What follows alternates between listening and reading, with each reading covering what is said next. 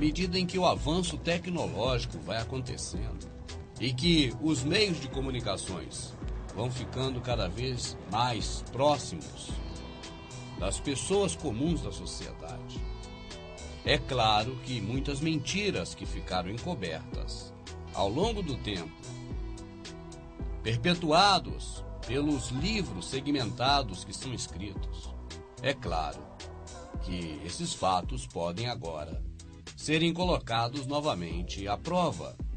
E uma simples pesquisa hoje, por esse fantástico meio de comunicação que é a internet, pode desvendar muitos mistérios, desfazer muitos mitos e trazer à luz da verdade algumas mentiras que estiveram ocultas até o presente momento.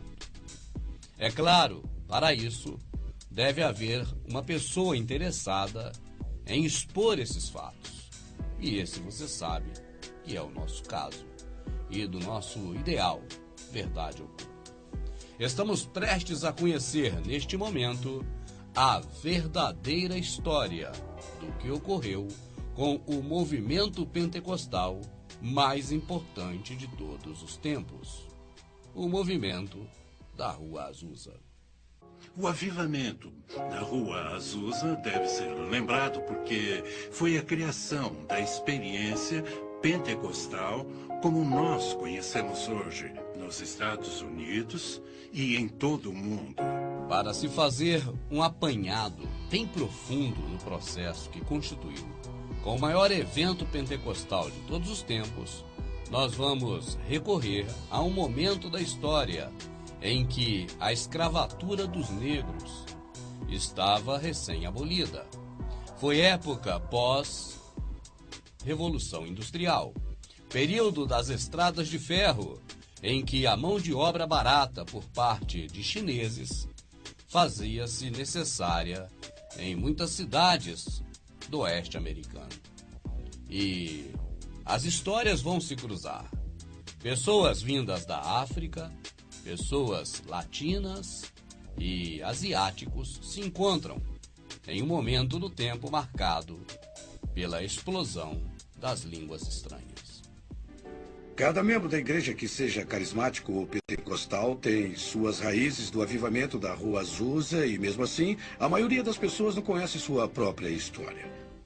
Ao observarmos desde a nossa infância o movimento religioso protestante pentecostal, nós, na verdade, não sabemos como ele se originou.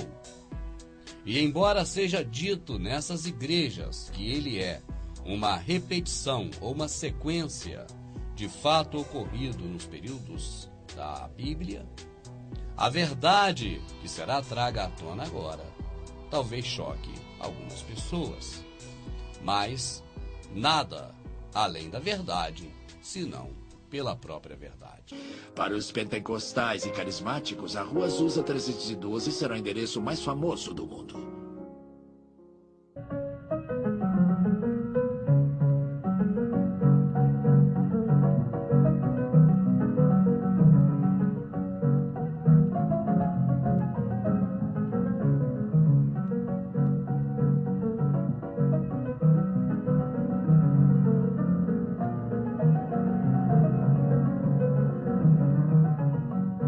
O final do século XIX assistiu à grande revolução industrial. As pessoas se tornavam parte das engrenagens industriais.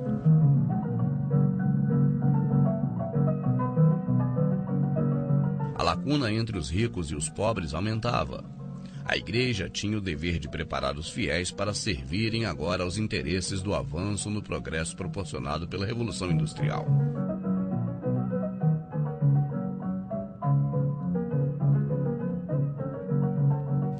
Até mesmo grupos comuns e tradicionais, como os batistas e os metodistas, enfatizavam mais os bens materiais acima do interesse em uma vida futura na eternidade. Graças ao método de evangelização de Finney e Moody, as igrejas estavam cheias. Porém, faltava algo aos que professavam o cristianismo protestante, uma mola para impulsionar a religião, na mesma proporção da Revolução Industrial que escravizaria para sempre os mais humildes e das diferenças sociais que se acentuavam.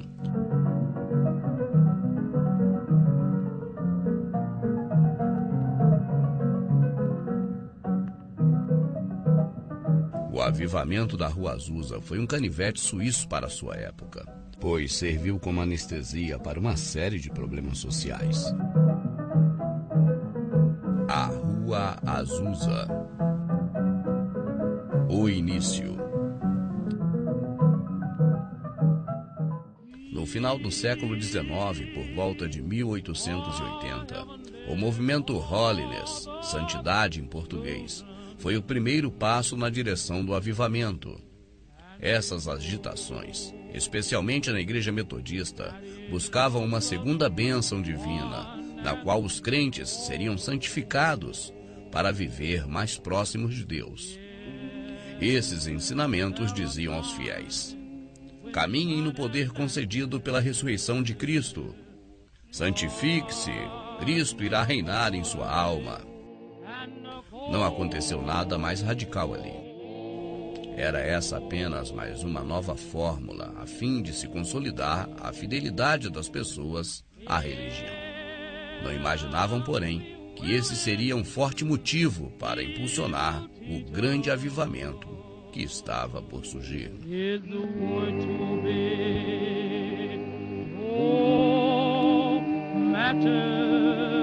O incentivo. Neste mesmo período, apareceu John Nelson Darby defendendo a teologia do dispensacionalismo que pregava o fim do mundo iminente antes do ano 2000. Assim foi criada a Irmandade Plymouth. A virada do século fez com que a doutrina pré-milenarista ficasse conhecida. Começaram a propagar a ideia de um século cristão, na qual a igreja e a tecnologia prenunciariam o reino de Deus. Os pré-milenaristas, no entanto, afirmavam que o fim dos tempos estava próximo, pois seria caracterizado como fora profetizado, pelo irromper de uma imensa atividade espiritual. Darby não sabia, mas seus ensinamentos, amplamente difundidos naquela época, iria desencadear no mais significativo advento protestante até os dias de hoje. A teologia de Darby alcançou várias partes do mundo. Vale destacar o que ocorreu no país de Gales. No primeiro ano do século XX, um jovem chamado Evan Roberts trabalhava em minas de ouro. Ele passou a viajar por todo o país de Gales e mais tarde pelo mundo, proclamando o ministério do grande avivamento promovido pelo Espírito Santo, que iria surgir naqueles dias. Seu discurso era: todos os crentes serão revestidos de poder, pois somos a última geração, e assim por esses dias o reavivamento do Espírito Santo será derramado entre nós. Nesta época, o falar em línguas estranhas ainda não era citado, mas apenas um grande despertar do poder espiritual.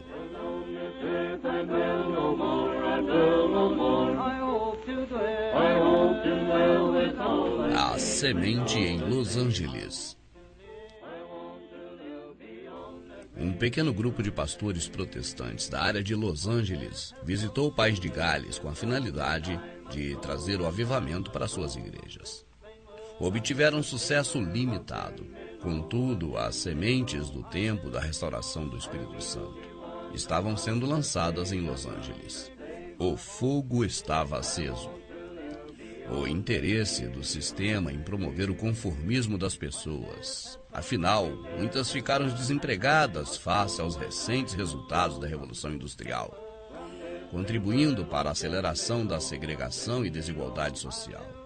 Esse foi o comburente, o combustível que inflamaria de uma vez por todas esse processo. Era a necessidade de se santificar, já que o último século na Terra estava começando e por aqueles dias iria se consolidar com o derramamento do Espírito sobre toda a carne. Esses ingredientes reunidos incendiaram o protestantismo, e John Alexander Dowie, movido por esse incêndio que consumia a cabeça dos crentes em sua época, passou a afirmar que ele próprio era o Elias, o restaurador, estabeleceu assim a sua comunidade cristã.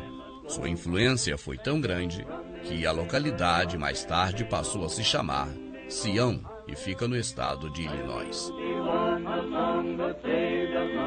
Não é nada difícil tentar compreender o que estava acontecendo naquele momento.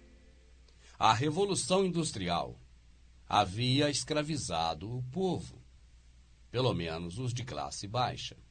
As igrejas não aceitavam imigrantes, e nem negros, pois também eram imigrantes, trazidos à força da África para prestar serviços escravos. Naquele momento de extrema opressão contra os mais humildes, as igrejas evangélicas não aceitavam que negros as frequentassem. Esses, então, ficavam marginalizados, fazendo seus cultos de origem africana aos orixás e aos deuses aos quais seus ancestrais os ensinaram a servir. Neste período, o processo religioso protestante, que sempre viveu de novidades, apostava agora em uma nova doutrina, chamada a doutrina da santificação. E era pregado em todo o culto que as pessoas deveriam agora estar promovendo um segundo passo. O primeiro, segundo esta visão, seria a salvação que as pessoas obtiveram na morte de Jesus. E esse segundo passo dizia respeito a que as pessoas agora se santificassem, se separassem dos do mundo e ficassem entregue mais tempos dentro dos templos, fazendo suas orações e suas liturgias. Esse movimento de santificação pregava que o motivo dele ter sido iniciado é que haveria pouco tempo pela frente. Logo depois, aparece um jovem que apostou no investimento financeiro seguro, pregar a novidade por todos os países onde ele pudesse ir, com o dinheiro que já havia recolhido trabalhando, cavando ouro, junto com seus familiares e seus pais. A conjuntura atual é essa que você está percebendo. Neste momento aparece também a doutrina de que o século XX seria o último século na face da Terra. Daí surgiu a frase popular que dizia: 1000 passará, 2000 não chegará. Era, portanto, uma movimentação muito grande que o processo religioso buscava alcançar. Isso seria útil também para os senhores do mundo, os Illuminati, cada vez tendo o povo mais nas suas mãos, preocupados mais na salvação eterna do que resolver os problemas sociais que eram imensos naquela época. E como a doutrina era imediatista, algumas pessoas aproveitavam o momento para poder fazer muito dinheiro. Assim, havia a declaração por parte de algumas pessoas de que elas eram, cada um no seu local, o Elias prometido, para preparar o caminho antes da volta do Senhor.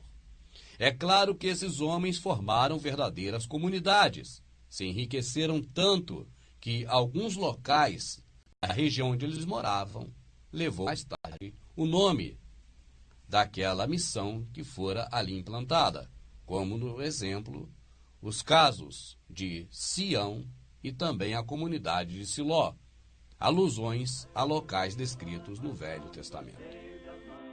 Enquanto isso, no estado do Maine, Frank Sandford também afirmava que era o Elias, o restaurador, que viera estabelecer uma comunidade em Siló a fim de esperar o revestimento do Espírito Santo, que deveria converter o máximo de pessoas antes do mundo acabar, juntamente ao último século.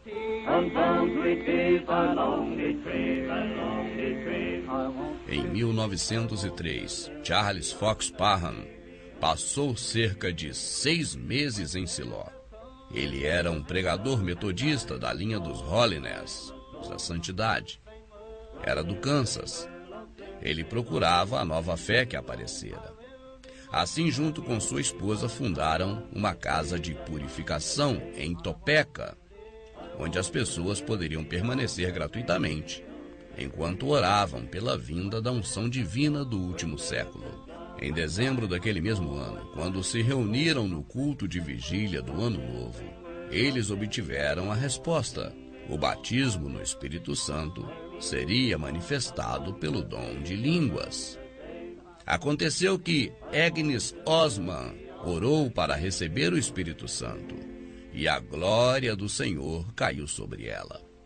Como depois definiu Parham, e disse, um halo parecia cercar a sua cabeça e seu rosto. E ela começou a falar o idioma chinês. Ela não foi capaz de falar inglês por 3 dias.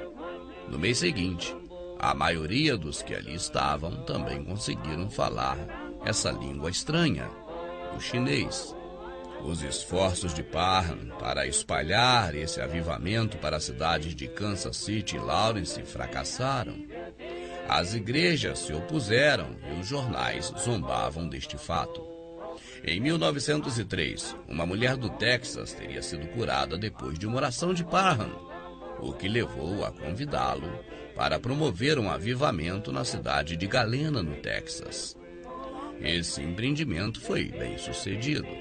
Em 1905, essas reuniões pentecostais, ou do Evangelho Pleno, aconteciam no Missouri, no Kansas e no Texas, e eram frequentadas por cerca de 25 mil pessoas.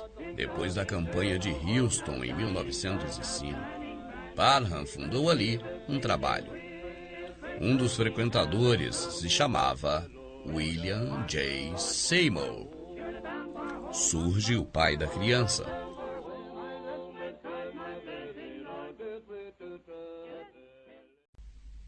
Os Estados Unidos da América havia recentemente saído de uma abolição da escravatura negra naquele país. Ocorria que aquela mão de obra gratuita por conta exclusivamente de comida já não era mais possível. Assim, os próprios americanos não queriam trabalhar por baixos salários. A ideia foi trazer imigrantes asiáticos para os Estados Unidos, e os navios chegavam lotados de chineses com suas famílias para trabalhar nos serviços mais pesados. Afinal de contas, a mão de obra era muito barata e as leis trabalhistas ainda não existiam. Assim, os homens iam trabalhar nas construções das estradas de ferro, que era a maior fonte de emprego daquela época. Também era a maior expressão de progresso nos Estados Unidos contemporâneos a Agnes. E não era só ela quem tinha empregadas chinesas em casa. A maioria das mulheres dos Estados Unidos, em sua época, passou a ter empregadas chinesas, já que as mulheres iam trabalhar por baixos salários nas casas de famílias, enquanto seus maridos se matavam literalmente para construir as ferrovias. Essas mulheres, ao trabalhar em casas de famílias, essas chinesas, levavam também os seus filhos, que ali, é claro, falavam puramente o idioma chinês. Portanto, não é nada estranho que Agnes soubesse um pouco do idioma chinês, já que uma leva de chineses era levada a cada instante para aquelas localidades. E ali surge também um outro nome importantíssimo da história, talvez o nome mais importante do movimento pentecostal de todos os tempos, Seymour. Ali está ele, e a história da Rua Azusa começa neste ponto. Filho de escravos trazidos da África, Seymour, em 1895, com 25 anos, mudou-se para Indianópolis, onde inicialmente exercia a função de garçom e, posteriormente, de vendedor. Em Indianópolis, frequentava a Igreja Metodista Episcopal. Em 1905, mudou para Houston, onde passou a frequentar a recém-formada escola bíblica de Charles Fox Parham. Ele não podia entrar, então ficava no corredor, já que era negro. Uma mulher chamada Lucy Farrell, moradora de Los Angeles, visitou a escola de Houston e teve uma experiência de batismo no Espírito Santo. Ela falou em língua estrangeira. Lá ela conheceu Seymour e o convenceu a tentar a vida em Los Angeles. Seymour mudou-se para Los Angeles, onde a força do preconceito racial era ainda maior. Ali vivia também um número enorme de latinos. O homem de Deus tentou levar às igrejas daquele local a doutrina com a qual tivera contato em Houston. Talvez, pela ideia vir de um negro, o ato de falar em línguas, ironicamente, não fora bem recebido, exatamente pelos pastores de Los Angeles que há pouco tempo atrás fora ao país de Gales aprender e que tentara, sem sucesso, implementar a doutrina do derramamento iminente do Espírito na sua região. Seymour foi expulso de suas igrejas, acusado de herege. Procurou outras igrejas menores, de onde acabava sendo sempre expulso com a justificativa de estar trazendo confusão para os membros. Se antes, como discípulo, podia ficar ao menos no corredor da igreja de onde ele morava, agora na sua nova cidade não era permitido nem que houvesse um contato com os crentes, mesmo fora da igreja, pois sua doutrina que trouxera do Texas era visto como semente do mal. Seymour se juntou a outros negros e latinos discriminados e renegados pela religião. Assim começou a fazer cultos na humilde residência onde morava. Os cultos chegavam a durar 3 dias e 3 noites, atraindo muito mais pessoas do que a casa podia comportar. E o que não faltava ali eram os dons de línguas. E a explicação era simples. As famílias negras que moravam nos bairros adjacentes foram recém-trazidas de várias partes diferentes da África, onde se falavam centenas de dialetos. E como eram as primeiras e segundas gerações de afro-americanos, estavam bem familiarizados com seus idiomas nativos. O que mais amargurava Seymour era o tratamento preconceituoso das igrejas, que não davam oportunidades aos de sua raça para adorar ou participar mais intensamente nos seus cultos. Assim, agora com ele próprio dirigindo o culto, podia distribuir melhor as oportunidades entre os irmãos que eram bem parecidos na cor, mas com enorme diversidade de línguas, ou seria dialetos.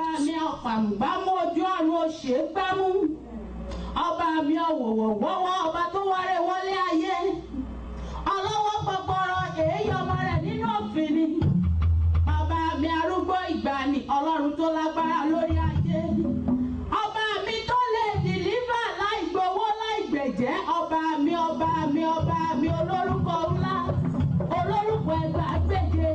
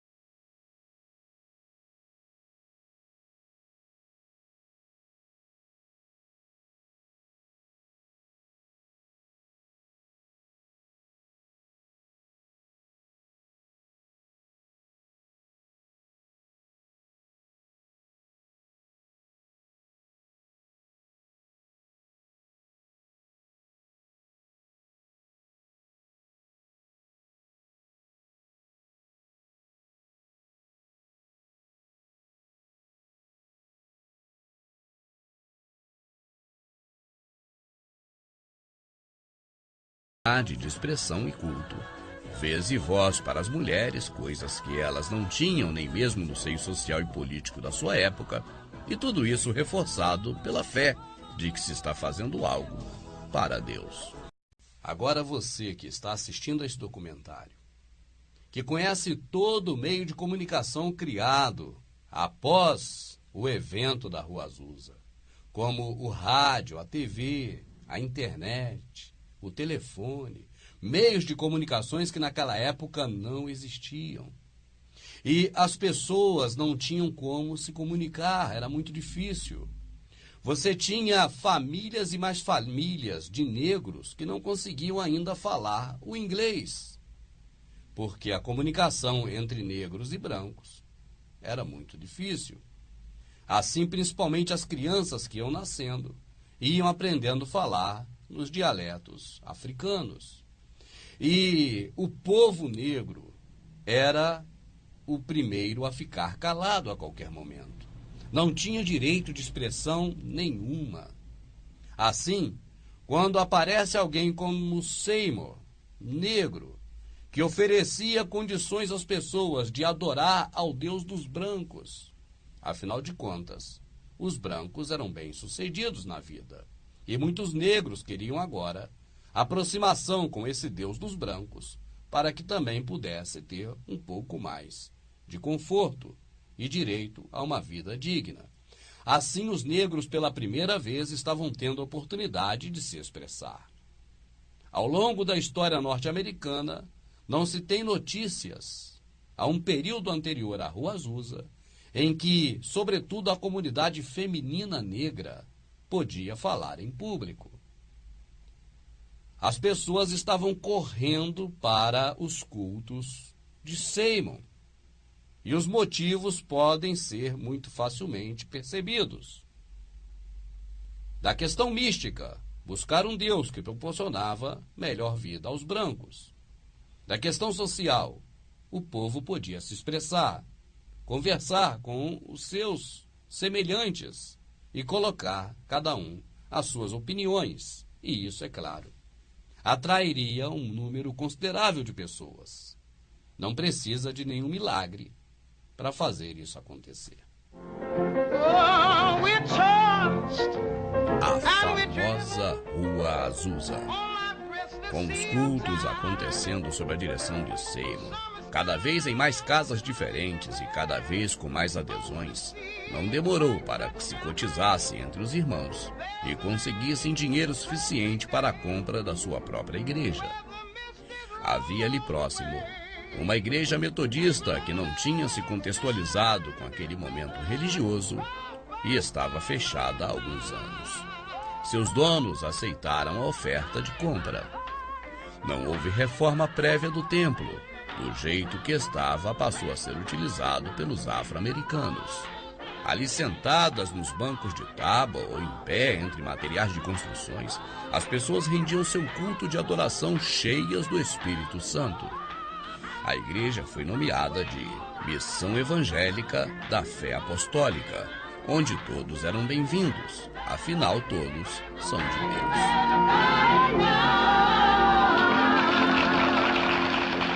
Os primeiros brancos. As mulheres negras, que agora podiam adorar a Deus tendo voz nos cultos, falavam para suas patroas nas casas em que trabalhavam. E os primeiros brancos passaram a frequentar a Rua Azusa, sobretudo as mulheres brancas, que lá naquela época também tinham direito de se pronunciar na igreja de Seymour, enquanto fora não tinham direito nem de votar. As mulheres brancas levavam então seus maridos para a Rua Azusa, e todos esses podiam testemunhar a ação do Espírito Santo, batizando a todos no momento da oração coletiva, onde a variedade de línguas estranhas eram incontáveis.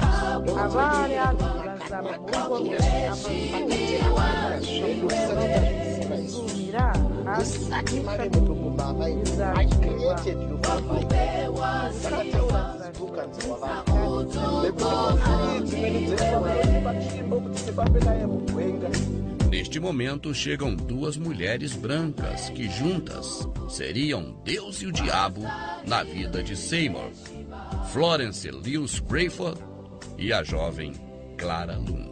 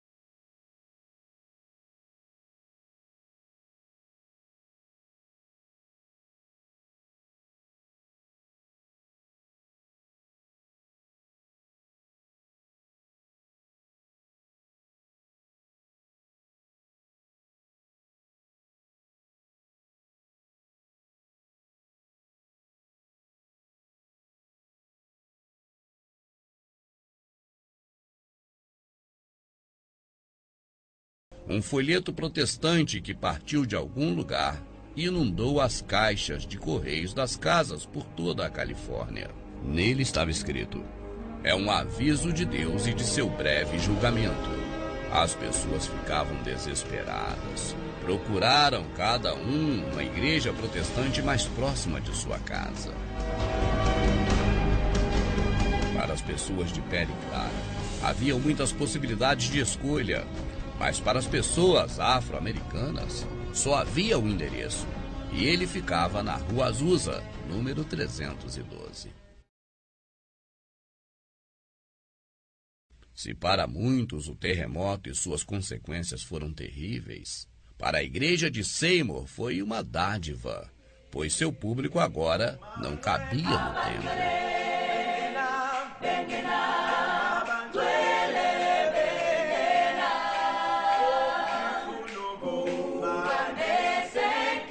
Assim, o movimento da Rua Azusa logo se espalhou entre os crentes como acontecimento tão esperado naquela virada início de século.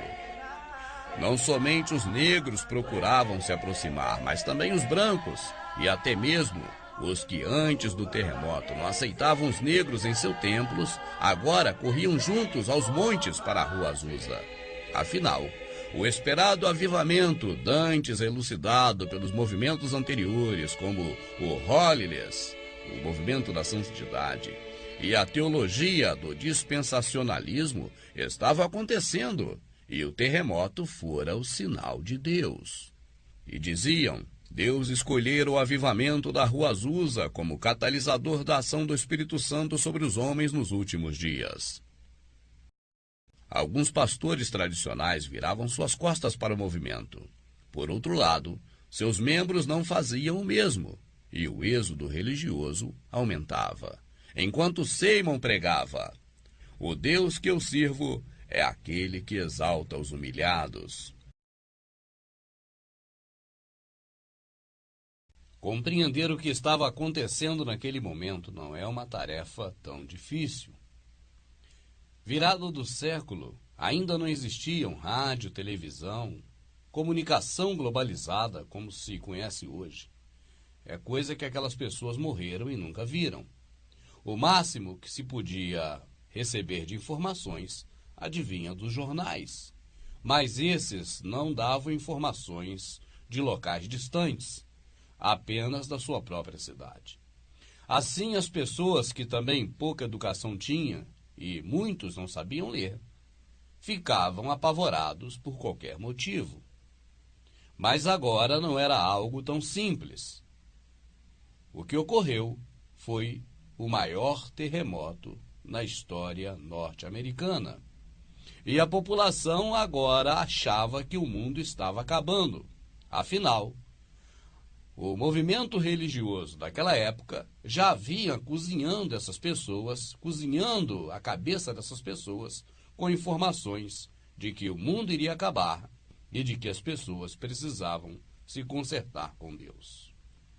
Aquele movimento que começara há 2 décadas antes, agora tinha o seu auge, porque, na verdade, as pessoas esperavam um movimento do Espírito Santo, mas não sabiam como ele viria. E no momento em que uma senhora começa a falar um idioma totalmente diferente no meio da congregação, as pessoas logo chegaram à conclusão de que era o idioma colocado pelo Espírito Santo. A partir dali, qualquer língua ou idioma ou dialeto que se falasse em meio à congregação, as pessoas já diziam que eram línguas estranhas, línguas dos anjos. E na medida em que várias etnias ali compareciam, várias raças de vários países diferentes, neste momento, então, é claro que havia, por força do momento e de se ajuntarem pessoas de várias nações, haviam diversidade de línguas, literalmente falando. As pessoas que começaram a ir naquele culto depois do terremoto, elas viam muitas línguas estranhas e queriam também falar línguas estranhas, Mas como não entendia nenhum dos idiomas que ali era pronunciado, essa pessoa que agora chegava no culto começava a falar de qualquer jeito. E aí, quanto mais pessoas agora adentravam esse grupo, mais elas estavam convencidas de que eram línguas estranhas. Mas o fato é que a história comprova, os próprios documentários feitos pelos religiosos protestantes testificam que no início as pessoas falavam idioma mesmo, língua de outras nações. Depois, com a aproximação de pessoas que não sabiam na verdade do que estava acontecendo e que agora também buscavam participar do culto, essas sim começavam a falar línguas que ninguém entendia, porque na verdade não eram idiomas, apenas umas tentativas de se falar alguma outra língua, o que logo os brancos que se aproximaram deram a conotação de língua dos anjos. E a aproximação dos brancos foi muito propícia, porque as igrejas tradicionais, com seus membros que estavam ali sendo enganados há tanto tempo, agora esses membros viram o terremoto e chegavam à conclusão de que o mundo realmente ia acabar e que eles deveriam correr para uma igreja na qual o derramar do Espírito Santo estava realmente acontecendo. E essa era a Rua Azusa. No princípio, seus pastores viraram as costas, mas logo em seguida, quando a maioria dos pastores perceberam que seus membros estavam migrando para a Rua Azusa, eles também procuraram Seymour para pastorear as ovelhas da Rua Azusa. O que aconteceu mais adiante, você ainda vai ficar sabendo. Mas vale lembrar que os próprios documentários feitos pelos protestantes atestam que naquele local existiam muitas pessoas de várias nações e que ali falavam idiomas diferentes. Eu tenho 2 enteadas, uma com descendência hispânica e outra nativo-americana. E isso cria questões culturais interessantes entre elas dentro da minha casa. E esses 3 tipos de pessoas apareceram na missão da Rua Azusa. Deus mandou um avivamento para negros, brancos, hispânicos, todas as raças reunidas e amadas como uma.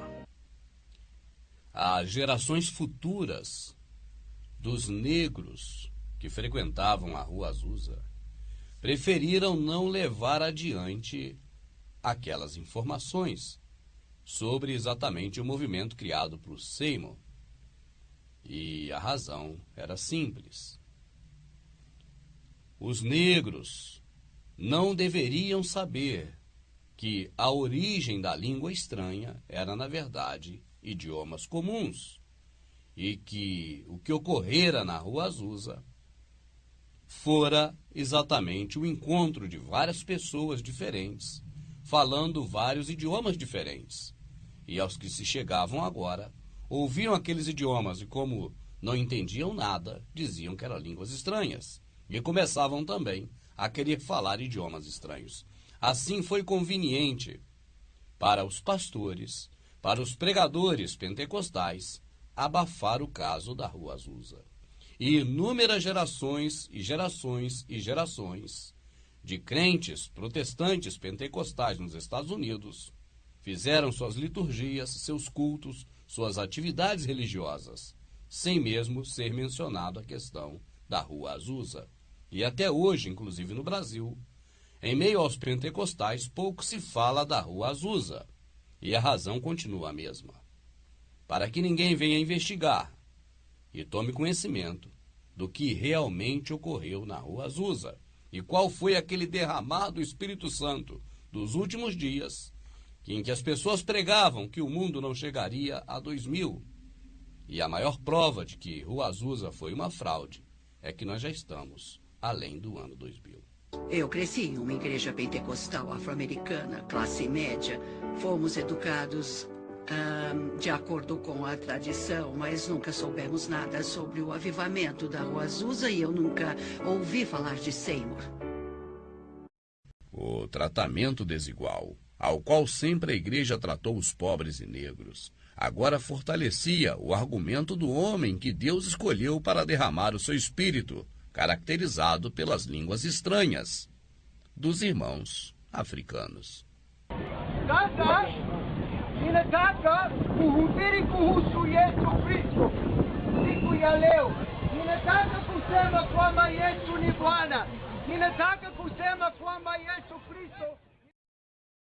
O reavivamento liderado por William Seymour virou notícia rapidamente e ainda em abril de 1906, o jornal de Los Angeles Times publicou uma extensa matéria sobre o movimento, denunciando uma nova seita onde fundamentalistas compostos, em sua maior parte por negros imigrantes pobres, que, se dizendo movido pelo Espírito Santo de Deus, manifestavam agora línguas estranhas, denominado glossolalia, e também haviam pregações de curas e milagres.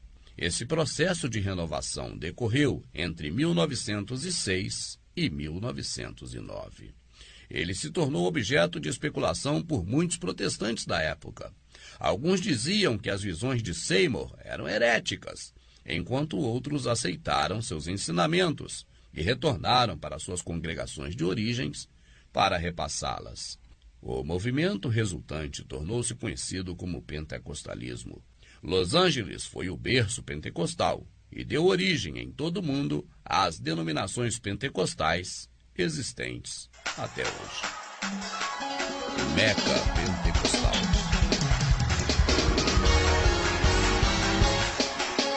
Falar hoje em movimento pentecostal, seja de qualquer forma e aspecto, é falar do movimento criado em Los Angeles, pois não há nada novo hoje em dia que já não tenha sido feito ou experimentado na Rua Azusa em seu auge.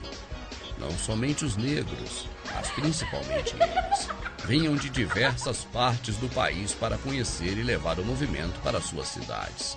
E isso fazia com que as novidades e renovações aflorassem em cada culto. Se no início as pessoas naturalmente falavam seus idiomas nativos africanos em suas orações, entregas de profecias e testemunhos, agora os que ouviam passavam também a falar em línguas, mas essas eram realmente estranhas a todos. O ato da unção do Espírito Santo não se resumia em falar em outras línguas. As pessoas sapateavam, se contorciam, babavam, gemiam, rodavam e, como isso atraía mais gente, passavam também a pular e cair sentado ou deitado no chão. Esperneavam e até mesmo deitavam de costas, jogando os pés para cima, não se importando com as partes íntimas. Outros simulavam por horas brigas com adversários invisíveis, socando e chutando o ar aos gritos. Corriam de um lado para outro da congregação.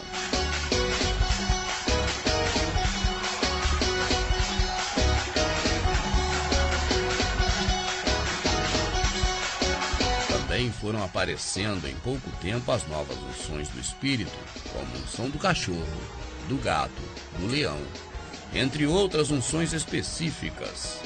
Assim, cada unção tomava um ungido que agia conforme. À medida que as liberdades não eram coibidas, afinal ninguém podia intervir na ação do Espírito Santo e ele deveria usar as pessoas como quisesse. Assim apareceram as unções específicas e individuais. Uns gargalhavam enquanto outros pranteavam, outros gritavam histericamente a plenos pulmões até não aguentar mais.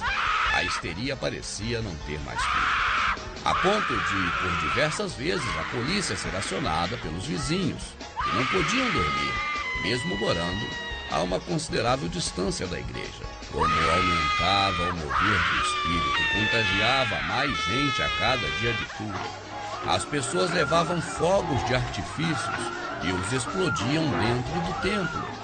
E esse costume durou até acontecer um incêndio no prédio da igreja, que era de madeira, e os bombeiros foram acionados.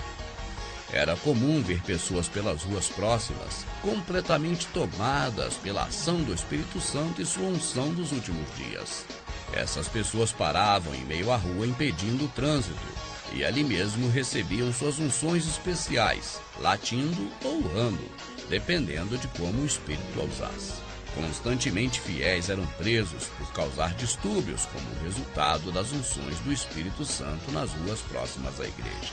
A liderança do grupo era feita por William Seymour e pelas pessoas que a ele se ajuntaram, como Lucy Farrell, Charles Gustavo, entre outros.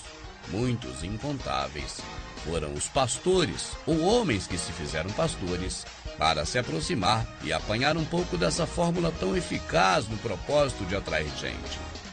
Afinal, Seymour havia descoberto que em mãos certas poderia se tornar as minas do rei Salomão.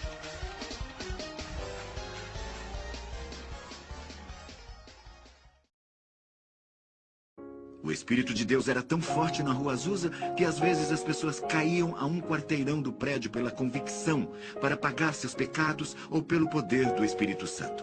Se as mulheres eram pegas falando em línguas na esquina, eram presas como pessoas insanas. E muitas vezes as mulheres eram ridicularizadas pela imprensa.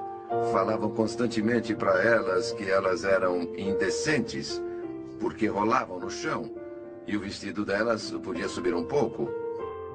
Teve até um artigo de jornal que falava que elas deitavam no chão e balançavam os pés no ar, de forma que não se encontrava em nenhum outro lugar de Los Angeles. E não demorou muito para o movimento ganhar o impulso mundial, quando o jovem, que era mineiro e se transformou em dono de minas de ouro por todo o México, resolveu investir um pouco mais, a fim de propagar ao mundo o movimento da Rua Azusa. E afinal, na visão de Evan Roberts, seria justo, já que ele havia colaborado anos antes para fomentar essa ideia da descida do Espírito Santo. Um pequeno inconveniente. Seymour tinha o produto, mas não tinha o dinheiro necessário para expandir os negócios. Evans tinha o dinheiro necessário e não se incomodaria de dar a Seymour uma pequena participação nos lucros, advindos das igrejas a serem implantadas em várias partes do planeta. O financiamento de missionários enviados desde a Rua Azusa através do investimento de Evans se tornou possível. Espalhadores daquele ministério deveriam agora montar igrejas em todos os lugares do mundo. Mas havia um inconveniente: a língua. Misteriosamente, o mesmo Espírito que derramara a sua unção e impulsionava agora o movimento pentecostal pelo mundo, não podia, na prática, capacitar seus ungidos missionários para que falassem a língua das pessoas em cada local onde era enviado um missionário. E isso dava muito na pinta. O que fez Evans pisar no freio, cortar os investimentos às missões e passar a investir apenas neste movimento no seu próprio país. Nota: os dois homens que trouxeram esse movimento para o Brasil haviam aprendido esta lição e cuidaram de estudar o português assim que chegaram em Belém. É por isso que existem gravações deles falando em português. Desembarquemos em Belém do Pará no dia 19 de novembro de 1910. O Senhor Jesus... Os peregrinos. O movimento pentecostal se transformara em um furacão, e seu epicentro era a Rua Azusa. Mesmo em uma época sem rádio e TV, toda a América e parte do mundo havia tomado conhecimento, e agora os líderes religiosos e adeptos do movimento pentecostal queriam visitar a Rua Azusa. Não demorou para Seymour perceber que inúmeros eram aqueles que compareciam uma vez, deixavam algum dinheiro, sem nunca mais voltar. Havia também os que gostariam de ir à sua igreja, sem contudo poder pagar a passagem de trem, mas que certamente poderia colaborar, pelo menos com $10 mensais para a obra de Deus. A estratégia: administrar o crescimento de sua igreja instalando novas congregações era uma tarefa muito difícil para um homem simples e de pouco estudo como Seymour.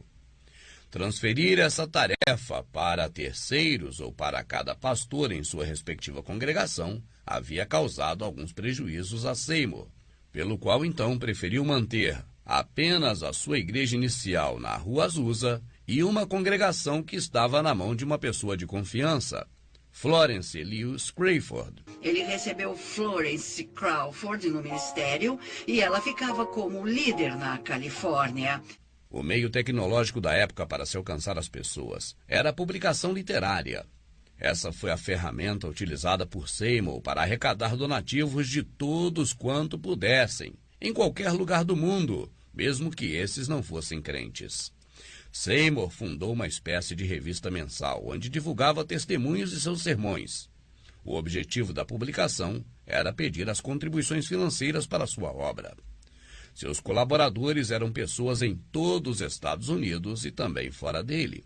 Com este método, Seymour chegou a obter uma lista com mais de 500 mil endereços de contribuintes mensais. Quem gerenciava a lista era sua secretária de nome Clara Loom, considerada na época supostamente namorada do pregador. Eram quase 600 mil pessoas que, na maioria delas, mesmo sem ter ido pelo menos uma vez na Rua Azusa, colaboravam fielmente com a obra de Deus, administrada por Seymour. O fim. Seymour permaneceu solteiro até 1907, quando decidiu se casar com a bela jovem Jenny Evans Moore. Ao saber disso, sua secretária fugiu para Portland, Oregon. Foi se juntar a Florence Lewis Crayford, ela que havia deixado a Igreja Batista e se tornado membro da Igreja de Seymour logo no início, e que estava administrando a última congregação de Seymour deixada por ele por confiar em Florence Lewis Crayford. Mas Jenny não foi sozinha. Ela levou consigo a lista completa com os endereços de todos os seus 600 mil colaboradores mensais. Assim, Clara Loom e Florence Lewis Crayford mudaram o endereço da congregação que antes fazia parte da igreja de Seymour e enviou correspondência a todos os colaboradores de Seymour, mudando o endereço para a entrega dos donativos. Assim, a sua congregação, agora uma denominação independente, arrecadou só de uma vez no primeiro mês quase 2 milhões de dólares. Para Seymour restaram apenas as doações dos fiéis que ainda frequentavam a Rua Azusa. Em 1909, a igreja da Rua Azusa ainda estava funcionando, mas apenas as cinzas de sua rápida combustão eram vistas. O legado. As multidões atraídas à Rua Azusa por Seymour agora se dividiam, ao irem após os inúmeros pregadores que se aproximaram no período áureo do derramar do Espírito Santo. Em 28 de setembro de 1922, Seymour faleceu. Seu feito tornou possível fazer inúmeros milionários e continua fazendo até hoje. O segmento da Rua Azusa mais significativo para nós brasileiros foi o que surgiu a partir de 1913. Se chamava Igreja de Deus em Cristo. Essa ramificação se expandiu consideravelmente através da ordenança de pastores em suas filiais. Em um ano já possuía 352 congregações com seus respectivos pastores subordinados. Charles Mason, que saíra da igreja de Seymour, era o pastor-presidente. Ele era negro, mas grande parte dos pastores sob seu comando eram de pele clara, já que esses ofereciam seus serviços pastorais a preços módicos. Mais de 350 pastores brancos se juntaram à Igreja de Deus em Cristo com Mason.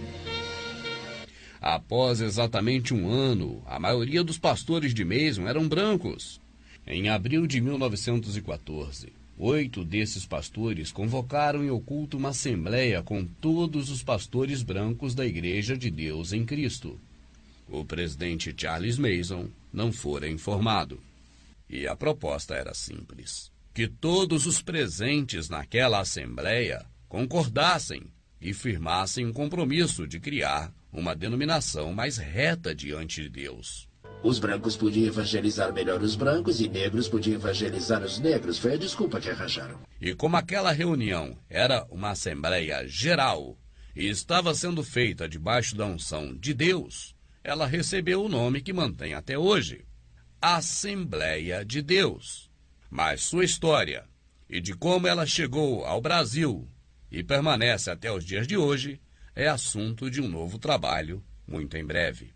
Antes de terminar, Vale lembrar que na década de 90, os pastores brancos dissidentes que fundaram a Assembleia de Deus, após anos e anos de enriquecimento, resolveram agora, em um ato público, pedir desculpas e lavar os pés dos seguidores de Charles Mason.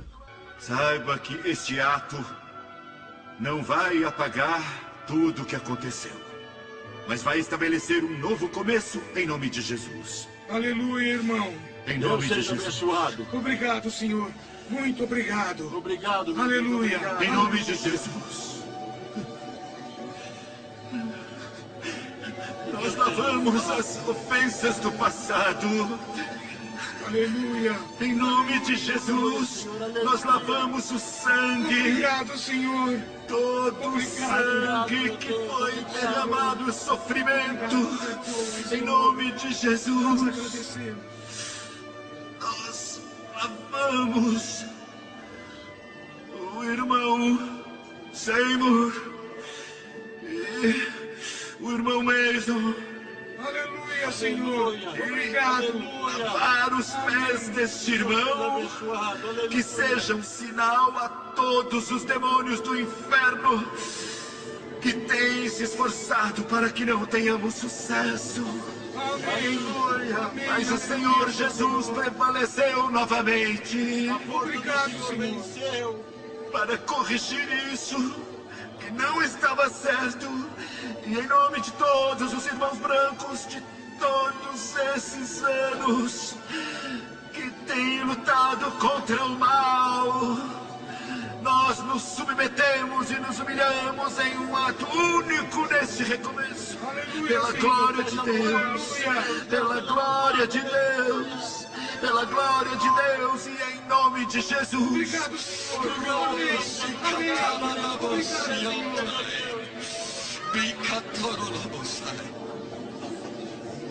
Eles formaram a Assembleia de Deus. O que isso significa é que eles não podem ser vistos como filhos rebeldes dessa igreja-mãe que é Deus em Cristo. Porque a história verdadeira nunca foi realmente documentada ou contada.